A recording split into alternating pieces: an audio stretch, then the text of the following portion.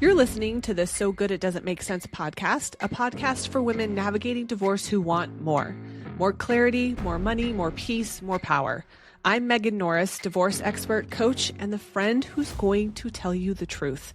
Not just about what's happening right now, but about what's possible for you next. This podcast is about making decisions you trust, building a life you actually want, and becoming the version of you that no one saw coming. Whether you're in it, ending it, or already out, you're in the right place.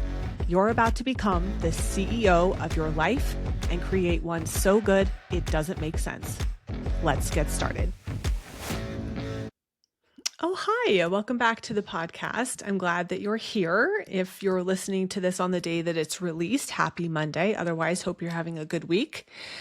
I want to talk today about how I have created such extraordinary results in what most people would call the recovery phase of divorce. The general consensus is that everyone seems to have bought into anyway, is that, after your divorce is finalized and you're moving into the next chapter, you're going to need some time to, quote, recover. And I rejected that. I still reject it. But that doesn't mean, it doesn't mean that I didn't have and still don't have intense emotional experiences, both positive and negative. I just don't look at it as a, quote, recovery phase because for a couple of reasons. Number one, I think when we are looking at it like a recovery phase, there's some pity involved that doesn't serve us, right? Oh, we feel so sorry for you. You've been through this really hard thing and you're going to need some time to recover. And laced in there under the layers is pity that gives us permission to hide and stay small and keep waiting. And a lot of my clients, if not most, experienced a large part of their marriage telling themselves, oh, it'll be better when. I'll just wait until something in the future happens, whether it's a promotion or more money or the kids are older or retirement or a change in your career, a different change in your career. And then over time, they start to realize, wait a minute, these milestones are coming and it's not changing.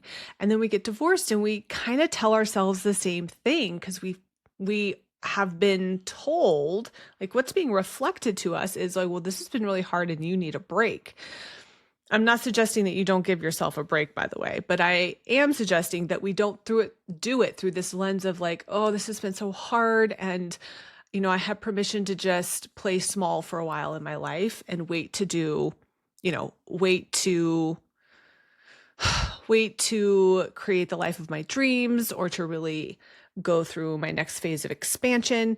And then what happens in this, quote, recovery phase is we just create or recreate this same reality, the same habits of playing small and feeling like we don't have enough time or money or energy or whatever it is. And it's still the same work that we would be doing a year out as you would be doing right after or during even. Best time to start is before you have the conversation with your spouse. I'm just saying, if you're listening to this, the best time to start this work is right now. But it's not like if you wait 5 years after your divorce, you're going to have less work to do. No, that's just not how human brains and nervous systems work. So I want to talk about how I've been able to, quote, in this, quote, recovery phase that most people call it, create extraordinary things in my life and collapse time so that 3 years after my divorce, 3.5 years now, I am in many ways living a life that I thought was just a fantasy and a dream 5 years ago, instead of just getting started on it. Okay. So one thing that I want you to shift is that the idea that your life stops, time stands still, you're kind of stuck waiting while you're getting divorced, those thoughts are not true. even if it feels or seems that way, that's not what's happening. You're actually in a timeline collapse. And that's why it feels so weird. That's why it feels like time is standing still. That's why it might feel like you're stuck. That's why it might feel like your life has been put on pause. I actually heard an influencer talking about this a couple of weeks ago, and it inspired this episode. She was saying about she was talking about how sad she felt because her life had been put on hold for 2 years while she got divorced. But everyone else's life seems to have moved on, and she and continued to evolve and grow, and she was mourning that.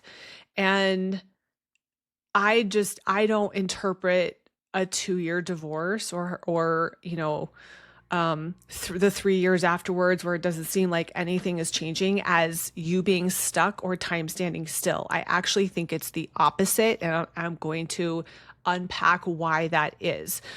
But I don't want you buying into that narrative. If you feel stuck and like your life is standing still, good. We actually don't want the old life, the old way of being to continue. I want you to notice the interruption. I want you to take your time moving through it because, as they say, slow is smooth and smooth is fast. And it's wild how different your life can look in 18 months when you understand what's happening on a different level versus just believing that you're stuck and that you have to somehow pick up where you left off or start over or recover 18 months from now. It's just, you're not going to create the same results. So here is why it feels so weird, why it feels like maybe you're moving in slow motion, why it feels like you're stuck, why it feels like time has stopped. Okay. Number one, what used to be an effective way of moving through the world, whether it's your routines, your coping, your stress management coping strategies, your habits and patterns and identity, your way of being, your way of interacting with the world stops working. For example, let's say you were in charge of keeping the peace in your marriage, right? You overfunctioned to make everything as perfect as possible so that everyone was as happy as possible, except you, and except the whole vibe was off anyway, and no one was really ever that happy. Okay. That way of controlling the quote peace stops working when you enter the divorce process because you can no longer control the things you could control before. The mood, the vibe, and you're entering a legal process that is very much out of your control, a timeline that is suddenly out of your control. And you're just used to being able to show up and get your shit done and have it be done. That's just who you are. And now all of a sudden, no matter how hard you work, you can't seem to get control of any of it. Your old strategy and identity has stopped working. But you're not losing your mind, and it's not that things are working against you or that it's taking a long time. It's that the routine, the identity, the habits, the patterns are being upgraded. You're being invited to upgrade them. Not everyone will do so, but you are being invited to upgrade your identity. In other words, we could also look at it as peeling back the protective layers that you built up trying to keep yourself safe, but that really compromise the authentic expression of who you are and what you want. So we're upgrading to this more authentic version of you. And that's why what used to work for you isn't working anymore. It's not because your life is falling apart. It's that it's falling away to make space for the thing that you want more, that you want most. Number two, you need a lot of alone time and downtime and space emotionally and physically. I coach women all the time on this problem they're creating, that they don't have more energy than they do, that they can't get more done than they do. And that they feel the urge and the need to isolate, to self-isolate, to create this pocket of solitude. I call it my hermit phase. I mean, I'm still kind of in my hermit phase in many ways. I'm coming out of it, but I gave myself full on permission to be a hermit for as long as possible. And I was. And in a lot of ways, I still am.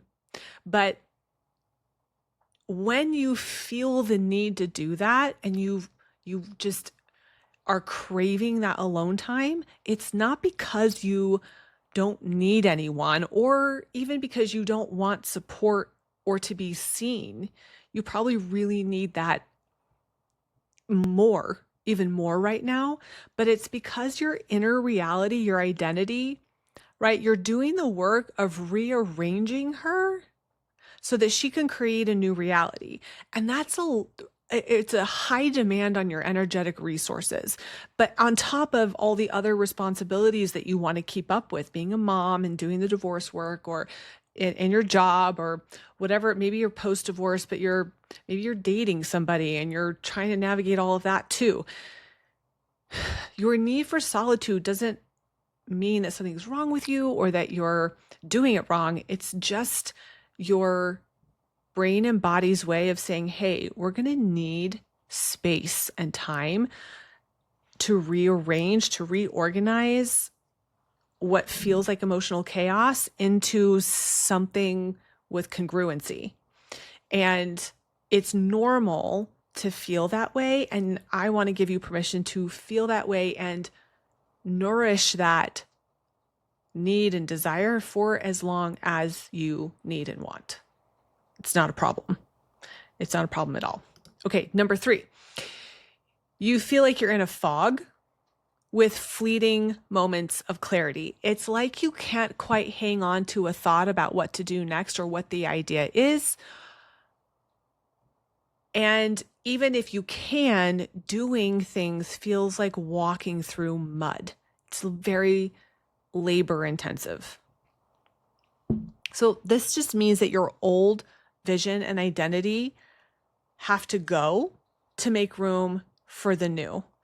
And even though it's painful to have to let go of your old life and there's a lot of grieving and it's scary to walk into a fog on purpose, right? When your nervous system is saying, girl, don't you do that. What are you doing? Don't go into the fog. We can't see anything. I want you to go into it anyway. Because what's happening is the familiar is falling away and you're making space for what's unfamiliar but upgraded. Left to its own devices, and the reason why women feel stuck and like their life has been frozen while everyone else got to move on and that they're behind and that they're like trying to pick up where they left off is because they're not understanding that the space and the time, the fog, what feels confusing, they're not leaning into that. They're just going back to their old identity. They're just going to recreate the same reality. That's okay. There's actually no judgment in that. Sometimes we would choose that and want to do that. There are many things about my identity I didn't want to touch, like the way that I parent my kids and the way that I love them and the way that I can advocate for them and relate to them. I felt very solid and good on that front, so I didn't want to change that. But most people recoil from the fog of desired change because it feels so scary. But I want you to understand something. Your brain would choose a familiar pain over unfamiliar pleasure. Your brain would rather you stay stuck being where you don't want to be because it's familiar than choose something unfamiliar that you actually want. That's just our survival mechanism. It's good to know that, however, because it helps us make peace with the discomfort of making a different choice. Now, when you say, okay, wait a minute, I'm not going to do divorce the way everyone says I have to do it. This is not going to be a catastrophe. This is not going to be a setback. I am not going to come out of this broken. I am going to let it break down what wasn't working, and I am going to create something so good it doesn't make sense from it. Here's what's happening. You are leaving behind what's known, what's already been established as familiar, and you are organizing infinite possibilities from the quantum field. Okay, if we're talking quantum physics, the energetic field, the energy that you're working with, there are infinite possibilities, infinite timelines you could choose. Well, I want you to imagine the tax on your resources and how confusing it might feel at first to take infinite options. I mean, we can't even really comprehend this, right? But we're taking infinite options and we're organizing all of that into one singular reality, one choice at a time. Of course, it feels foggy and like walking through mud and like you can't quite hang on to an idea or a thought, or maybe you have so many at once it feels overwhelming. This is not a problem that you need to like shy away from and go back and embrace your old way of being. Then you're going to feel like your life stopped and you need to recover. If you lean into the fog and you say, oh, I see now what's happening. I understand that this is just a symptom of the upgrade that's happening. And I don't have to be so panicked about it. And I can allow myself to have my human experience and make it mean that everything is really working out for me. Number 4, your ideas and decisions you want to make seem unconventional and maybe even illogical, yet you know there is no other way and it feels like a full body yes. This is what most people miss about divorce, that I understand, that helps me accelerate the arrival of a reality I really want instead of delaying it. Most people think that their unconventional, bizarro ideas, creative solutions, are passing thoughts that are insane and they need to ignore or wait for a better time. And I'm saying that your illogical thoughts that other people may not approve of or understand, that you know are right for you, is the one. Pay attention. You're not irresponsible and you're not delusional. You're being invited to lead with your vision and your intuition. You keep self-abandoning that, you're going to keep creating the old reality where you self-abandoned. It's amazing how you can get divorced and still be struggling with the same things. You're not going to do that because you're here, but people do that all the time. They recreate the relationship, they recreate the scarcity. Your ex is probably doing that. Yes, it's fine. It's a choice. It's not worse or better. It's just not what you want. Let me see if I can give you some examples. So during my divorce, I have a law degree. I hated practicing law. Every second of it. It was like I was allergic to it. I also didn't know how to manage my anxiety, but it wouldn't have mattered. I didn't like that work.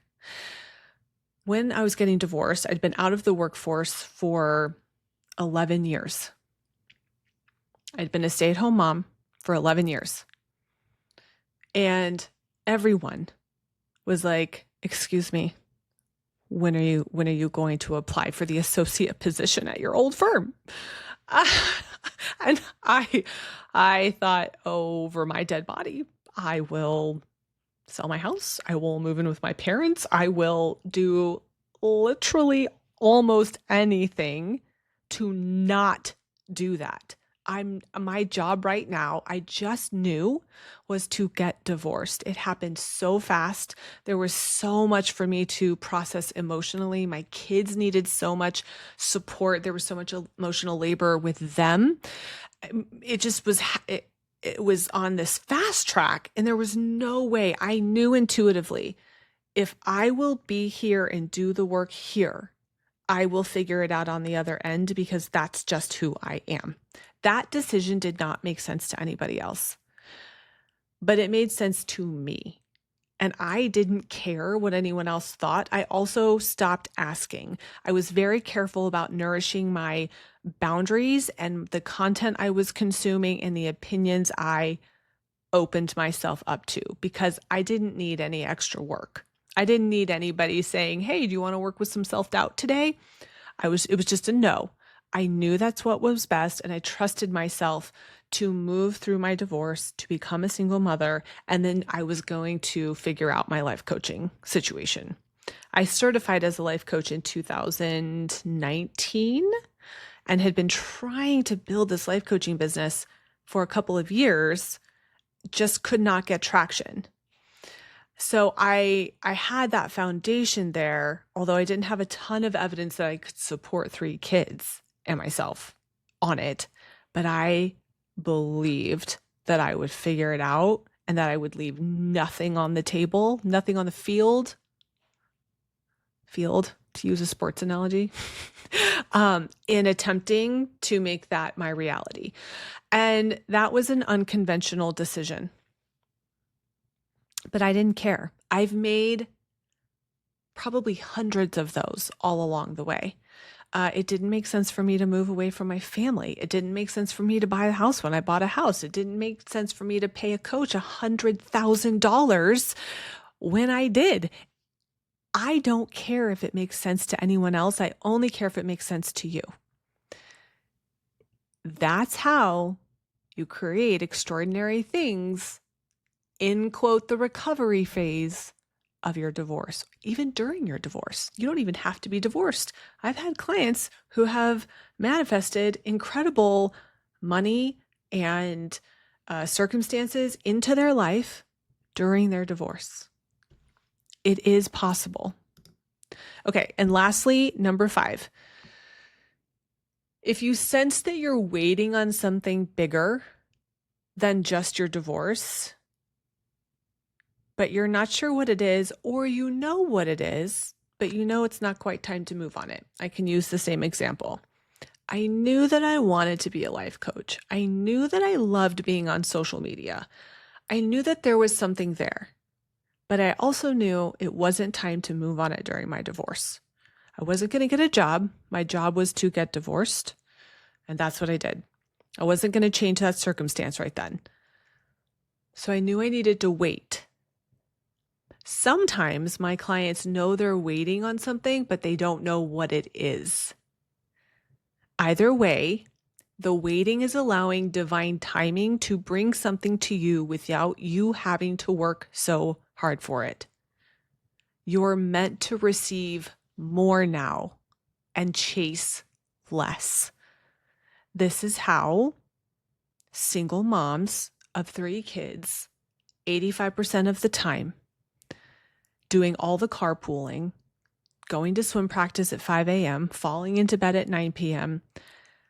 The only explanation for what I've been able to create and what my clients can create is that we attract, we magnetize more, we chase effort less.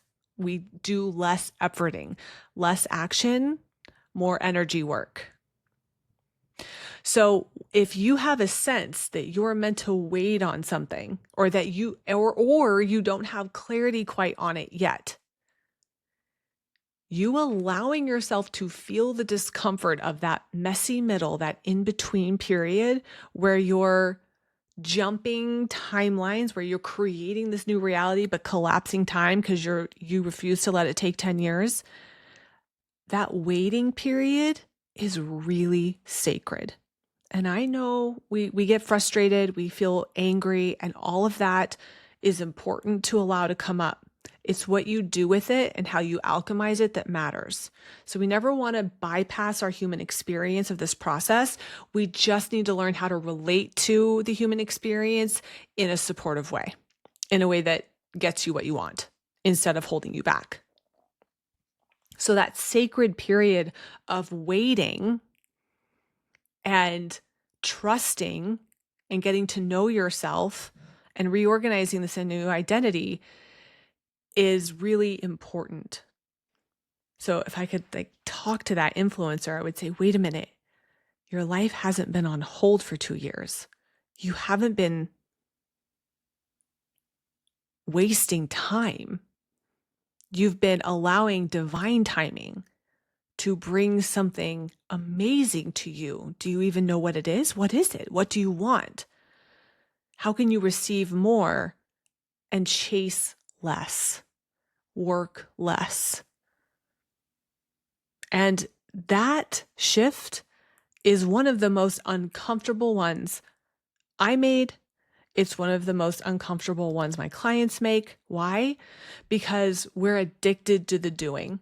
The dopamine that we get when we check that to-do list, we feel in control.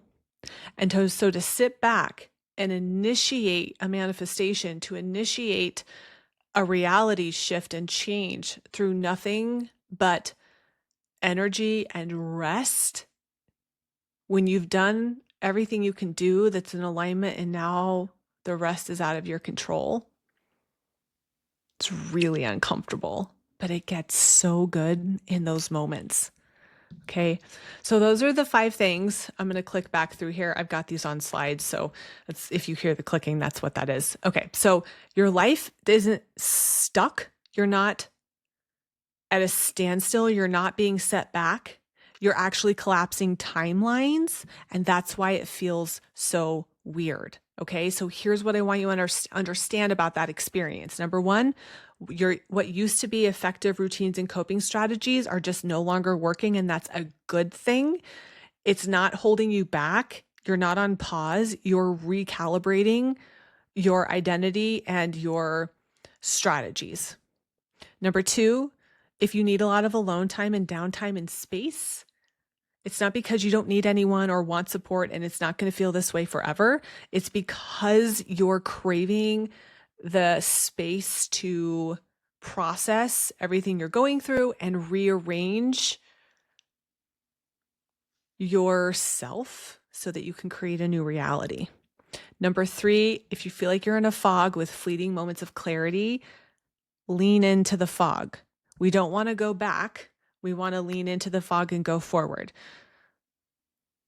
Even though it's painful to it may be scary to let go of what you know in the old life, you have to trust that something even better is on the other side of the fog. Number 4, your ideas and decisions that you want to make seem unconventional? Good. Listen to those. Those are important. Don't just dismiss them. You will accelerate more of what you want faster instead of feeling like you've been stuck.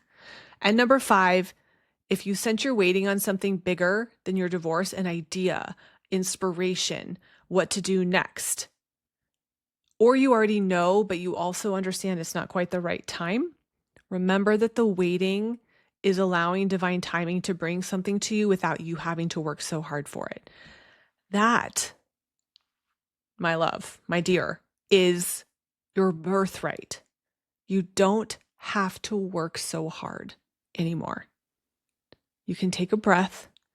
You can be well rested, well resourced, and magnetize more of what you want with way less overfunctioning and exhaustion. All right. When you embrace these things, instead of resisting them as a problem, the change and the timing of your divorce, you create a better divorce, more success and peace, and usually a lot of surprising things that are even better than you could have planned on. And you do it faster because you're collapsing time by embracing the change, by leaning into it.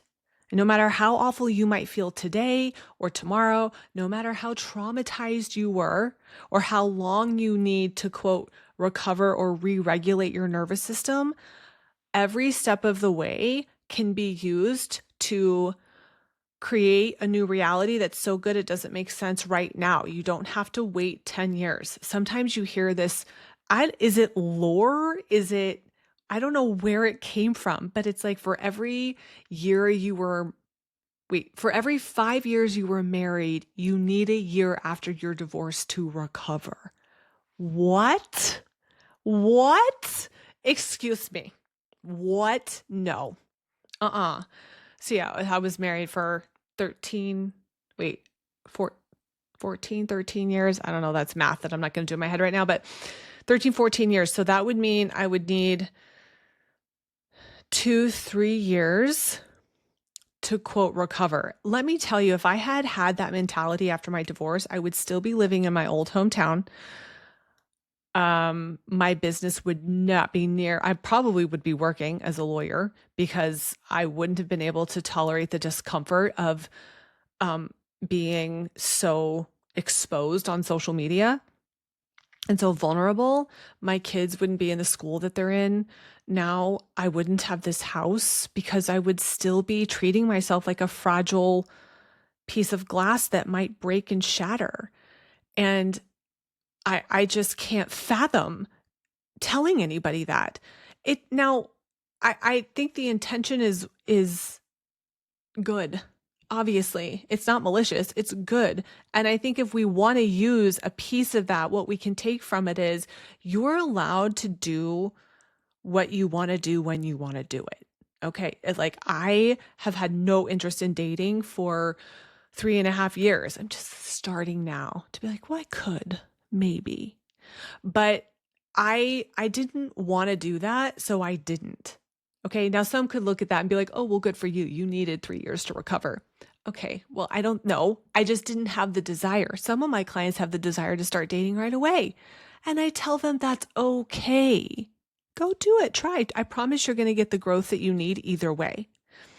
So if we want to take something from that, okay, what I take is you're allowed to move as slow or as fast on any given thing you want. And it's actually honoring that desire to move fast or slow on something that is going to make your reality so good it doesn't make sense sooner. It's your authenticity that drives the bus here, not some exterior rule that we need a certain number of years to recover for every 5 years we were married. So listen, this is coaching. Take what serves you, leave what doesn't. But in my experience, you can nourish and take care of and recover your nervous system from the expansion that divorce demands while also quantum leaping your reality. It doesn't mean you're going to feel good all the time, but that's true even if you don't quantum leap your reality. That's the human experience. All right, that's what I've got for you today. I will see you back here next week. Remember, if you want to work with me, the membership is available. It's open for enrollment, and I have one mentorship spot that is open for September, the fall of 2025. If you are interested in applying, that link is in my Instagram bio and possibly in the show notes. We'll add it if it's not. All right, y'all take care, and I will see you next week. Bye. Thanks for listening to the So Good It Doesn't Make Sense podcast. If today's episode resonated, please take a minute and leave a review. It helps women find this work and change their lives and divorces too. For more support, be sure you follow me on Instagram at Megan Norris Coaching. That's where I share real-time strategy, perspective, and what it actually looks like day to day. And when you're ready to go deeper, join the Divorce Academy, my monthly membership for women navigating divorce with clarity, power, and community. I'll see you next week. This podcast is for informational purposes only and is not a substitute for legal, financial, or mental health advice. Please consult with licensed professionals as needed.